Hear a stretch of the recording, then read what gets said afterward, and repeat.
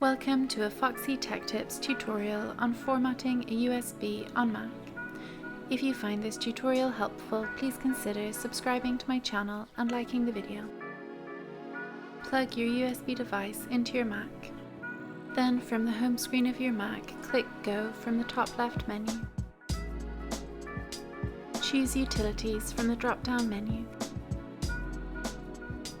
In Utilities, click on Disk Utility.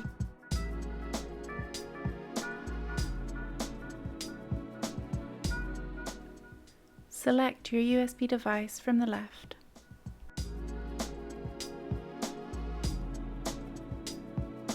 Click Erase in the top right of the window.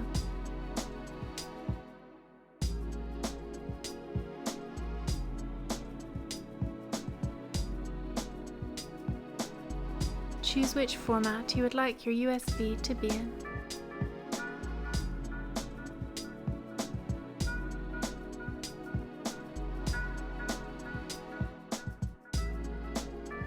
Then click Erase.